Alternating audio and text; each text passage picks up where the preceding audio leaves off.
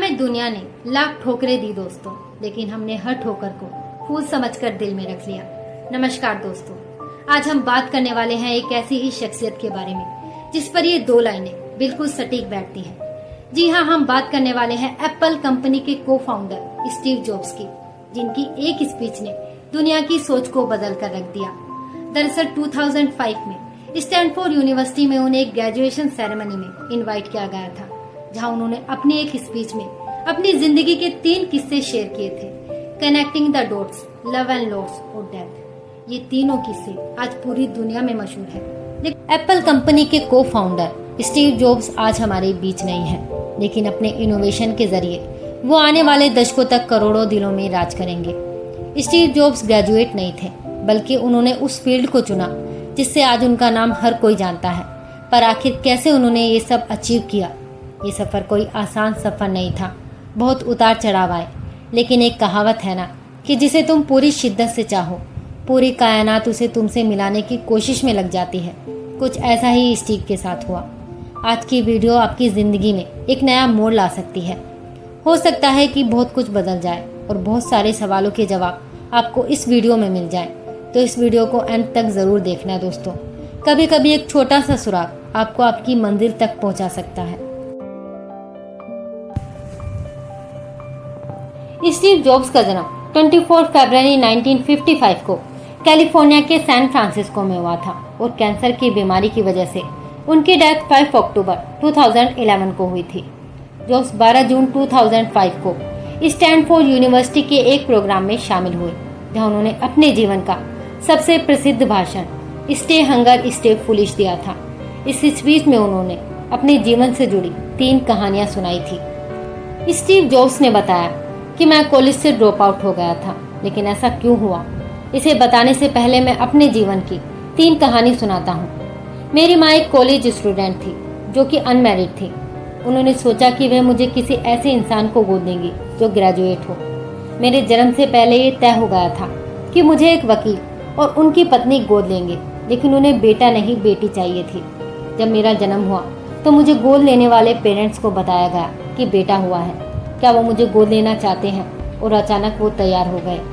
मेरी माँ को जब पता चला कि जो पेरेंट्स मुझे गोद ले रहे हैं वो ग्रेजुएट नहीं है, तो उन्होंने मुझे देने से मना कर दिया। कुछ महीनों बाद मेरी माँ उस समय तैयार हो गई जब मुझे गोद लेने वाले पेरेंट्स ने ये वादा किया कि वो मुझे कॉलेज भेजेंगे।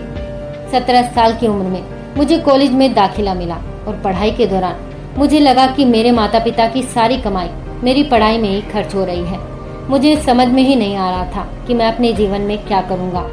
आखिरकार मैंने कॉलेज ड्रॉप करने का फैसला किया और सोचा कि कोई काम करूँगा। उस समय यह निर्णय शायद सही नहीं था, लेकिन आज जब मैं पीछे देखता हूँ तो मुझे लगता है कि मेरा निर्णय बिल्कुल सही था। उस समय मेरे पास रहने के लिए कोई कमरा नहीं था, इसलिए मैं अपने दोस्त के कमरे में ज़मीन पर सोया करता था। मैं कोक की बोतल्स बेचता था ताकि जो पैसे मिले उनसे खाना खा सकूँ। खाने के लिए मैं 7 मील चलकर कृष्ण मंदिर जाता था। उस समय रीड कॉलेज कैलीग्राफी के लिए दुनिया भर में मशहूर था। पूरे कैंपस में हाथ से बने हुए बहुत ही खूबसूरत पोस्टर्स लगे थे। मैंने सोचा कि क्यों ना मैं भी कैलीग्राफी की पढ़ाई करूं। मैंने शेरिफ और सैंस शेरिफ टाइपफेस सीखे। मैंने इसी टाइपफेस से अलग अलग शब्दों को जोड़कर टाइपोग्राफी तैयार की, जिसमें डॉट्स होते हैं। 10 साल बाद मैंने पहला मैकिंटोश कंप्यूटर डिज़ाइन किया। खूबसूरत टाइपोग्राफी के साथ ये मेरा पहला कंप्यूटर डिज़ाइन था। यदि मैं कॉलेज से नहीं निकलता और मैंने कैलीग्राफी नहीं सीखी होती तो शायद मैं ये नहीं बन पाता। मेरी दूसरी कहानी है कि मैं इस मामले में बहुत ही लकी रहा कि मैंने जीवन में जो करना चाहा मैंने किया। वोजनी एक और मैंने मिलकर गैरेज में एप्पल की शुरुआत की। तब मेरी उम्र 20 साल थी। हमने खूब मेहनत की और 10 सालों में ही हम बहुत ऊपर पहुंच गए। एक गैरेज में 2 लोगों से शुरू हुई कंपनी 2 बिलियन लोगों तक पहुंच गई और इसमें 4000 कर्मचारी काम करने लगे। हमने अपने सबसे बेहतरीन क्रिएशन मैकिंटोश कंप्यूटर को रिलीज़ किया। जैसे जैसे कंपनी आगे बढ़ी, हमने एक होनहार व्यक्ति को कंपनी संभालने के लिए चुना। पहले साल तो कंपनी ने बहुत अच्छा काम किया, लेकिन फ्यूचर को लेकर हमारा जो विज़न था वो फेल हो गया। मैं जब 30 साल का था तो मुझे कंपनी से निकाल दिया गया। मुझे लगा कि मेरी ही कंपनी से मुझे कैसे निकाला जा सकता है। इसके 5 साल बाद मैंने एक नई कंपनी तैयार की नेक्स्ट नाम से, और इसके बाद एक और कंपनी पिक्सर नाम से। पिक्सर ने दुनिया की पहली computer animated feature film toy story बनाई। आज इस स्टूडियो को दुनिया का सबसे बेहतरीन एनिमेशन स्टूडियो माना जाता है। इसके बाद एप्पल ने नेक्स्ट को खरीद लिया और मैं वापस एप्पल पहुंच गया। हमने ऐसी टेक्नोलॉजी बनाई जिसने एप्पल को नया जीवन दिया। मुझे लगता है कि यदि मुझे एप्पल से नहीं निकाला जाता तो मैं यह सब नहीं कर पाता। कभी कभी जीवन में ऐसे पल भी आते हैं, लेकिन हमें इनसे घबराना नहीं चाहिए। आप अपनी मंजिल पर नजर रखें और आगे बढ़ते रहें। जीवन में कोई ना कोई एम होना बहुत ज़रूरी है, इसके बिना आगे नहीं बढ़ा जा सकता।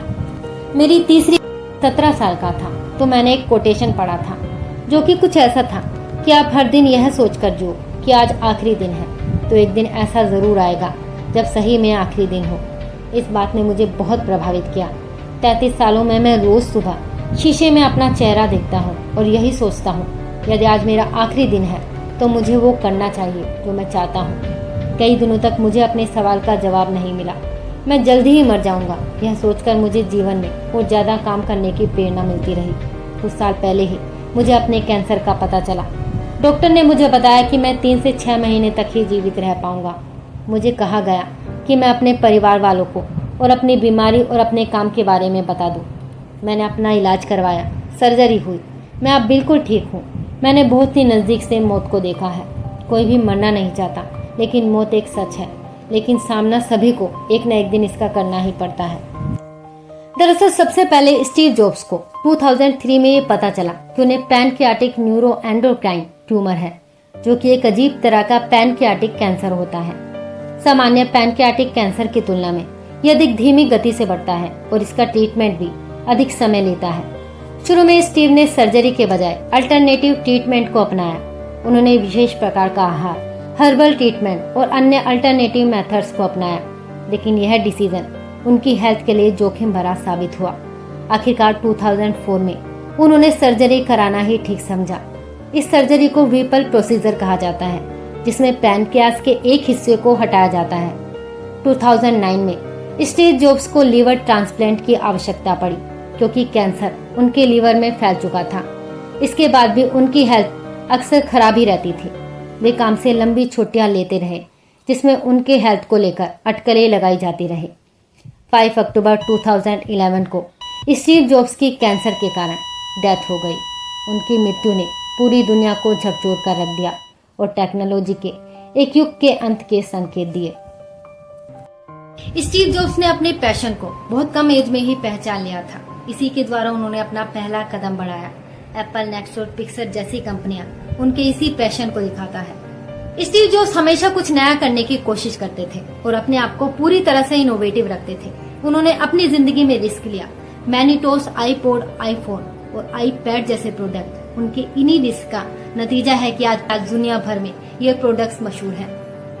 जॉब्स का मानना था कि आगे देखकर डॉट्स को कनेक्ट नहीं किया जा सकता, लेकिन आपको ये मानना होगा कि फ्यूचर में ये डॉट्स कनेक्ट हो जाएंगे। दरअसल यही चीज आपको आगे बढ़ने की प्रेरणा देती है। डॉट का मानना था कि फोकस और सिंप्लिसिटी से बड़े काम किए जा सकते हैं। उन्होंने हमेशा अपने काम को प्रायोरिटी दी और एक कमाल की लीडरशिप निभाई। वो हमेशा अपनी टीम को मोटिवेट रखते थे और उन्होंने हमेशा अपनी टीम को एक क्लियर विजन दिया। स्टीव जॉब्स की जिंदगी से हमें सीख मिलती है कि कैसे इंसान गिरकर दोबारा खड़ा हो सकता है। हर इंसान वो सब कुछ कर सकता है जो वो सोच सकता है। हालातों से मजबूर होकर कभी ना टूटना दोस्तों, ये जिंदगी दोबारा खड़े होकर जीने का नाम है। आज की वीडियो में केवल इतना ही। हमें उम्मीद है ये वीडियो आपको पसंद आई होगी। अगर ये वीडियो अच्छी लगी हो तो एक लाइक जरूर करें और आगे भी इस तरह की जानकारियों से जुड़ा रहने के लिए चैनल को सब्सक्राइब करना बिल्कुल ना भूलें। अब हम मिलेंगे आपको अपनी अगली वीडियो में। तब तक आप अपना ख्याल रखें। जय श्री कृष्ण।